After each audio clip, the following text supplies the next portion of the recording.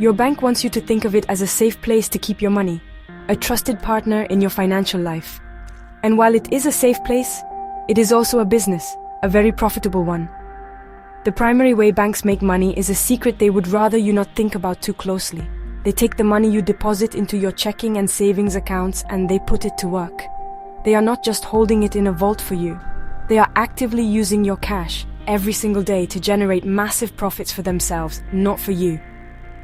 This is the fundamental business model of banking, and understanding it is the first step toward taking back control. The way this works is quite simple. When you deposit your paycheck into your checking account, the bank doesn't let that money sit idle. It pools your money with deposits from thousands of other customers.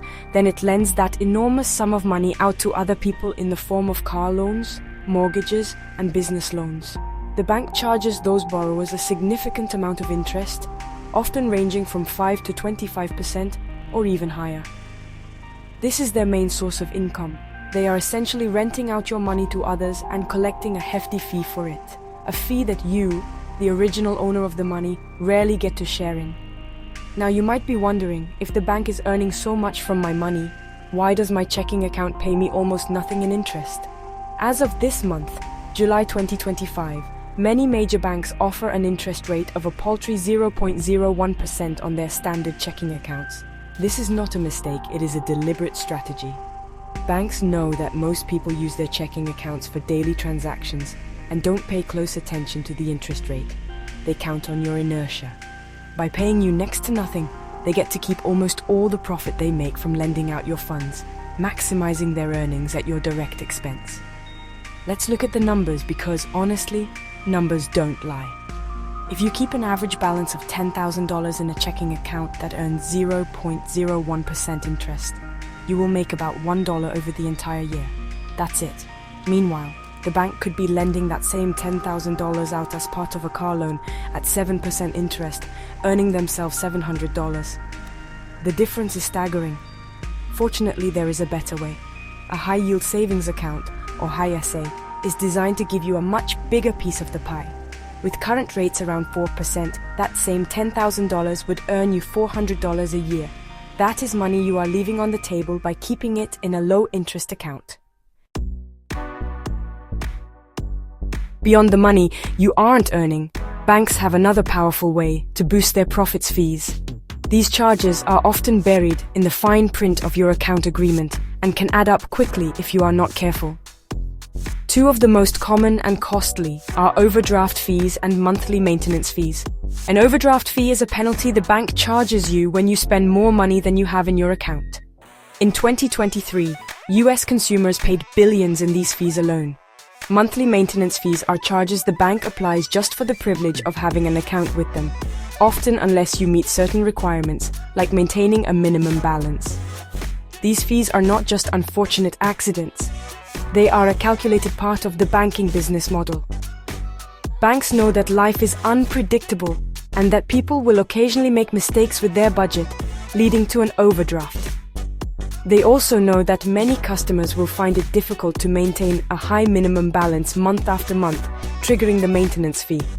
Some banks have started to reduce or eliminate overdraft fees due to public pressure, but many still rely on them as a significant source of revenue.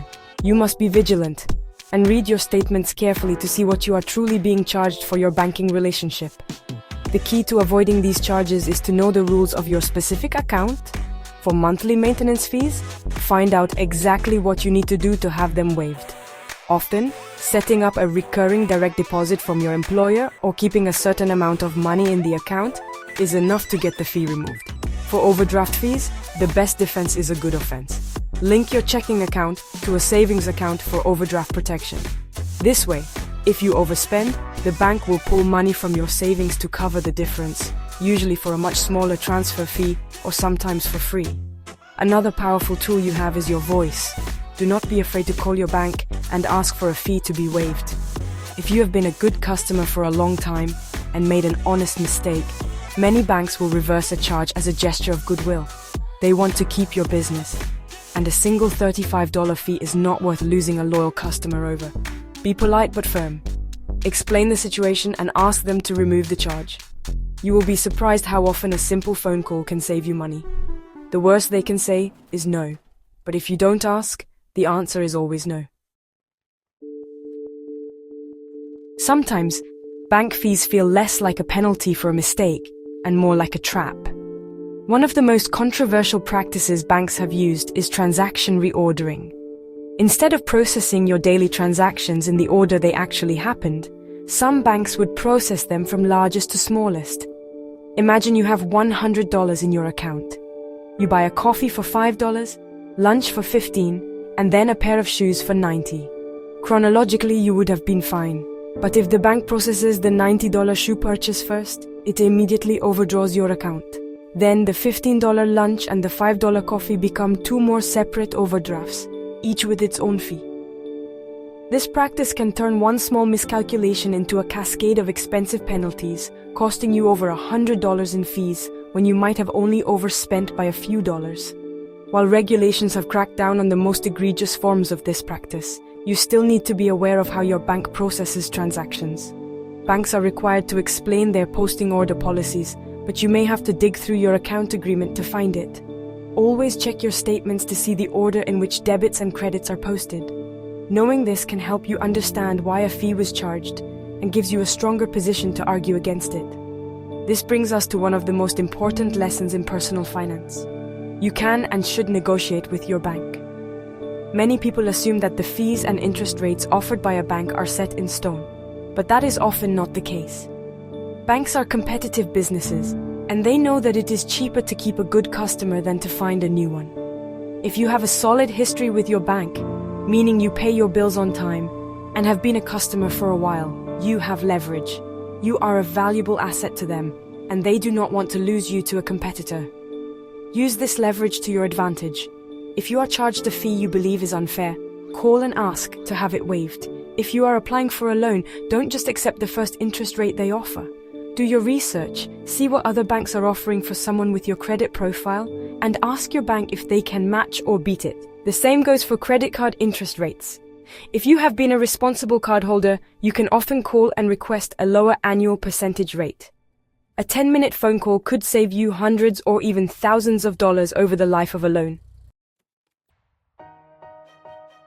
When it comes to the plastic in your wallet, not all cards are created equal, especially when it comes to keeping your money safe from fraud. Many people prefer using a debit card because it pulls money directly from their checking account, which feels more like using cash. However, this is precisely what makes it riskier.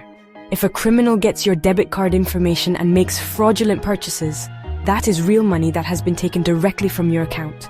The funds are gone instantly, and getting them back can be a long and stressful process while you wait for the bank to investigate. Under federal law, your liability for debit card fraud depends on how quickly you report it. If you report a lost or stolen card before any fraudulent transactions are made, you have zero liability. If you report it within 2 business days, your maximum liability is $50. But if you wait longer than that, you could be on the hook for up to $500. And if you fail to report unauthorized transactions that appear on your statement within 60 days, you could lose all the money taken from your account. That is a huge risk to take with the cash you need for your daily life. This is where credit cards offer a powerful advantage. When you use a credit card, you are not spending your own money directly. You are borrowing money from the bank that issued the card. If a fraudulent charge appears on your credit card statement, it is the bank's money that has been stolen, not yours. Under the Fair Credit Billing Act, your liability for unauthorized credit card charges is capped at just $50. And most major card issuers have a zero liability policy, meaning you won't pay a penny for fraudulent purchases.